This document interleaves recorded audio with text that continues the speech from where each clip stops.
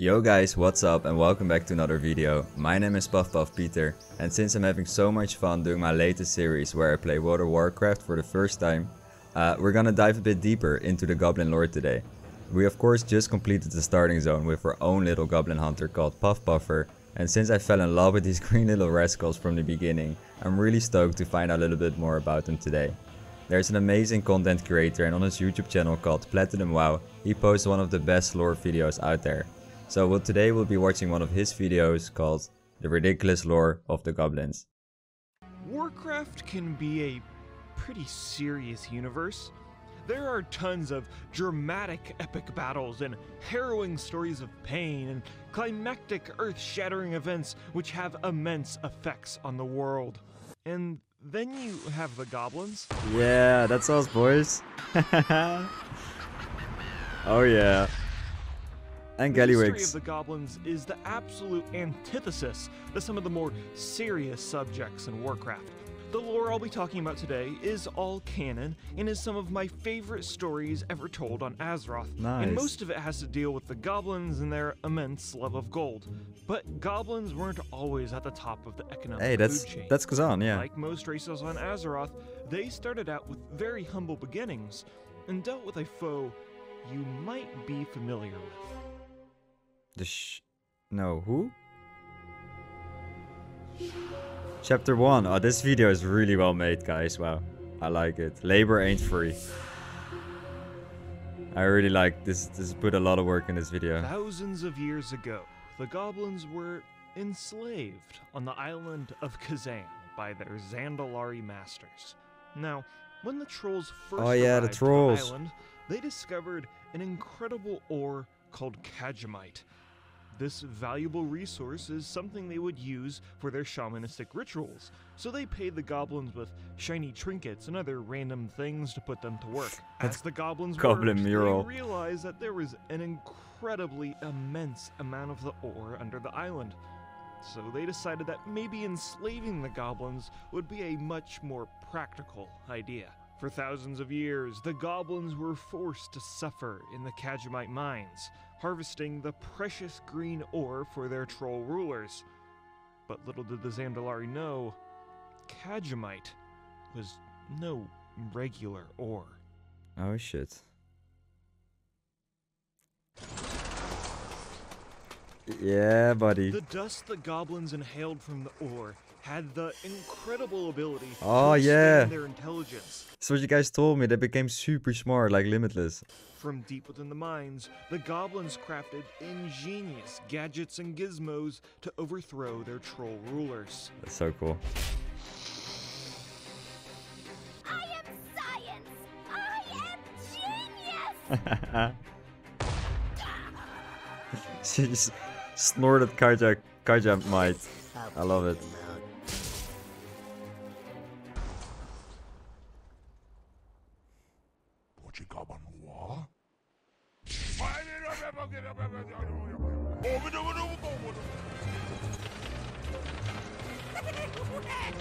That's really well done. Prepare a mecha chicken. Hey, we fought that mega chicken. That clucker. The big chicken. We fought it. We killed it.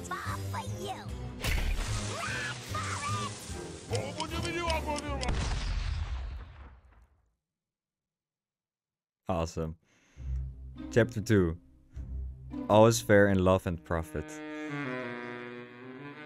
The battle was a decisive victory, and now the intelligently emboldened Goblins created a bustling city on the island of Kazan. They built their metropolis above ground, but there was also an underground city called the Undermine, but we have never seen that one in-game. Once the Zandalari were either killed, fled, or enslaved, the Goblins started to turn on each other. Most of them split into various groups called cartels. Many rose and fell, but the prominent ones that have stood the test of time are the Venture Company, the Steam Weedle, and the Bilgewater. These coalitions feuded with each other during battles called the Trade Wars. But these wars were not the traditional wars you'd expect. It was messy and violent skirmishes that erupted all throughout the city. How generous! Always big red buttons. Say hello to my little friend. Freaking Goblin Scarface.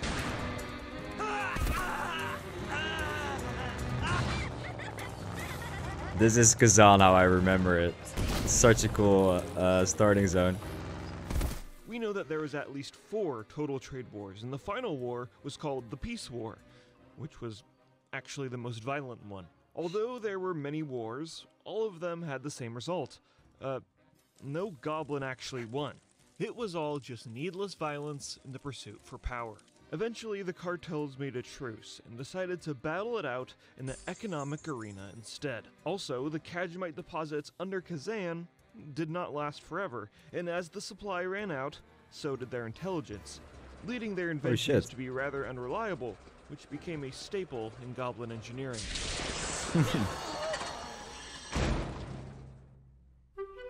Chapter 3, Ballet of the Bilgewater. The cartel we know most about in Warcraft lore is the Bilgewater. The former trade prince was called Prince Maldi, but this prince had gotten a bit soft over the years and started to let his guard down. A recipe for bankruptcy in Goblin society. Like a financial shark with razor-sharp teeth, an up-and-coming businessman named Jasper Gallywix exploited this weakness. Gallywix played the long game and bought out all of Maldi's staff and replaced them with his own mercenaries. Fucking Gallywix, he bought out his manor, he bought the store Maldi rented his jewelry from, and he also destroyed his fleet of trade ships. You gotta be kidding me! But wait. Maldi did have a daughter called Nessa, which Gallywix had fallen madly in love with. Of course. It's beautiful! And asked her to marry him when they first met. She refused. You think you're better than me? You think you're better than me? So he subsequently exiled both of them from Kazan and arranged for Maldi's accidental death. This one wants to be the big boss. Sorry, Bob. The position's been filled. By me! The Gallywix, man. Isn't a monster. He still keeps in contact with Nessa by sending her paintings every year of him enjoying his lavish riches he rightfully stole from her father. And all of this lore comes from Gallywix's self-help book, Trade Secrets of a Trade Prince. And really the book is just 15 pages of actual content and 300 pages of old newspapers, but... Is there actually a book? Is this actually something you can read somewhere? That would be awesome. Sorry, no refunds. Okay, maybe not. All hail the greatest trade prince on Azeroth! Me. For 20 years, Trade Prince Gallywix dominated the business landscape of Bilgewater Port. Gallywix ordered his workers to dig as deep as they could into the earth to rip out as much of the remaining Khajiite as possible so they could make his new profitable drink, Cajacola. Cajacola, we know this. Cajacola. While digging, they were the first people to ever discover Azerite on Azeroth. Azerite being the literal crystallized blood of Azeroth that is immensely powerful. But, Gallywix isn't a geologist, so he just thought it was just a shiny rock and fashioned it into an orb on his cane and didn't bother telling anybody about it until the events of Battle for Azeroth. Thank you for your Ooh, hard the work. Battle of Azeroth, I don't know nothing about this. I obviously know it's a huge event because it's the biggest war, I think. But yeah, let's first finish this video. Dedication. Unpaid overtime is approved for all. This Gallywix, man. But Gallywix wasn't the only one making money moves. One of his former proteges has been taking steps in stealing his position. And that goblin is the player character. That's You see, us. How the player character is able to do this is they're able to disrupt Gallywix's bottom line by cornering the market on aluminum manufacturing. What this does is it degrades Gallywix's supply and ultimately undervalues Gallywix's trade. And able to the player character really makes sure they single their equity and their ability. That's The awesome. sun has set on this mortal world, fool. Oh, shit, this the dragon? Haste with your end, for the hour of twilight falls. Suddenly, boom, a World of Warcraft expansion just came out, and Mount Kajaro, Because the expansion, the dragon showed up. we were doing that quest with Coach Crosscheck, and then that dragon just showed up. But it's because of the expansion. Now it makes sense. Just erupted. Also, there's a bunch of pirates here that Gallywix hired to kill the player character. The Goblins of Kazan took this a variety of ways. Many panicked, some just kept partying, but the smart ones took advantage of this travesty. Who's ready to make some money? My favorite example of this is Vinny Slapchop. He is an entrepreneur who is trying to make a profit by selling rocks from the volcanic explosion. The same explosion that is going to leave the island of Kazan in ruin. I see great profit possibility on the horizon. All of Bilgewater Port's assets are about to flow to me. But Vinny is small fish compared to what Gallywix has brewed up. Conveniently, there's only one ship in Bilgewater Port, and it's Gallywix's yacht. He charged citizens a ludicrous amount of gold for a spot on the boat, so only the rich goblins were able to escape from certain doom. And in a panic, most of these goblins didn't read the fine print of the deal, which stated that the survivors on the boat are now contractually obligated to be his slaves. Ready, my yacht! We ride with the tide, and only the most wealthy and fit I remember will be this. welcome to come with us. We shall sail for distant Azara. I wasn't clear why we had to collect so much moolah though, and so much money, but now I understand why we had to fucking pay Gallywix. There I will forge a new trade empire. One that will crush the Steamweedle cartel. And I shall carve my likeness upon that distant land's It's his face. All will pay tribute to me. Before Gallywix and his enslaved crew could reach the sandy shores of Ashara, they found themselves caught in a naval battle between the Horde and the Alliance and were utterly destroyed.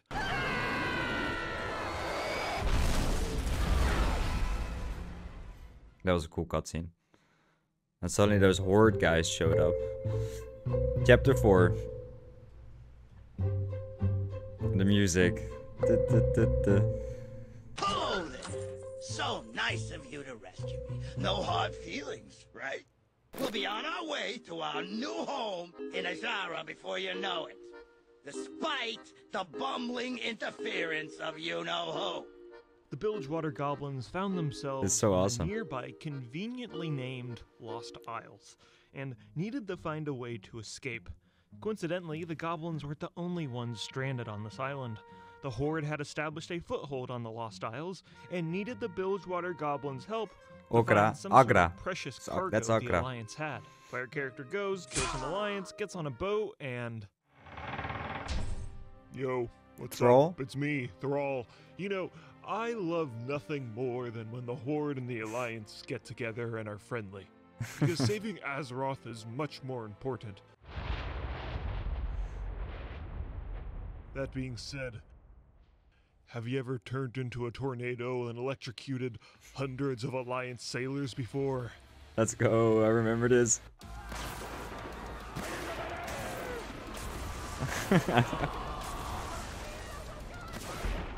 This is the best recap of like the first 5 episodes. It's awesome. I It's see amazing. the traitor is here to rescue you, Warchief. How convenient. You think you're such a big shot, saving everyone and making friends with these orc savages. I'm gonna crush you. I'm the trade prince, me! I got a plan that's gonna get me off this island and make me the king of Azara. Mark my words, I'm gonna get you. I'll get you all. Out of my way! Hold on. I think it's going too fast! So this is the part where the narrative of our story starts to fall apart for gameplay reasons. What happens next is... you blow up a bunch of explosives that turn into a town, and then you control a giant shark with laser beams, then you fight old god-empowered Naga, then you fight pygmy people, then you fight a bunch of zombified goblins, then you use rocket boots to fly into the mouth of a volcano, then you kill Turtle God with an RPG, which then erupts the volcano. Trust me, I wish I could give you guys context to all of these events, but there is none. And our story ends in the most... I'm not gonna lie, I was having a hard time following, like, it went from 0 to 100 so quick, but it was awesome. perplexing way possible. How it ends is the player liberates This all was the the live enslaved stream. goblins, and with the help of Thrall, we defeat Gallywix. Nobody messes with me! No! Uncle! I give! You guys are too much for me. I'm beaten. You've shown me the error of my ways. Now, the incredibly confusing part is Gallywix gives up and Thrall just lets him continue to be the leader of the Bilgewater. Yeah. You know, after Gallywix hired mercenaries to kill his own people, stole all their money, and then enslaved them. Now, I get it. The lore in the Goblin starting zone is not meant to be taken seriously. It's kind of like a cartoon show. But when you incorporate serious characters like Thrall into the mix, it kind of just leaves the viewer to be kind of confused and not really sure what's going on. Like, I don't even know who Thrall is until now. Like, I know he's a shaman and he was trapped in a cage, and that's it.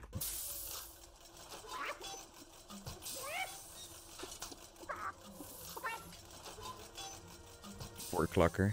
Gallywix got what he wanted and turned Ajara into a bustling trade port and an industrial complex. The most notable things built are a giant cannon that still hasn't been shot yet, a complex highway, Gallywix's giant face carved into the side of a mountain, we have to go here. and his lovely pleasure palace, which includes a hot tub and a place to golf. But my Nice. favorite addition is they just terraformed a whole bunch of Ajara and turned it into the Horde logo for no particular reason, and it's just absolutely ridiculous. But that's a good thing. Goblins are one of, if not my favorite race in WoW, because they are the epitome of one of the reasons why I enjoy Warcraft's lore so much. This universe's Yeah, they're lore awesome. is at its best when it lets unique races and characters ham it up and do cool shit for the sake of doing cool shit. It's like a comic book. Yes, there is an underlying sense of logic that keeps things relatively grounded and cohesive. But at the end of the day, it's meant to be taken at face value. I like the metaphor. Why do we still use swords and shields when there's magic and advanced technology? Who cares? Accept it for what it is, because it's a fantasy world to get lost in. Like, That's how right. can you take this universe's lore seriously when there's a section where a bunch of little green people snort Adderall ore, which makes them Yes. suddenly learn how to craft a machine gun? Does that make sense?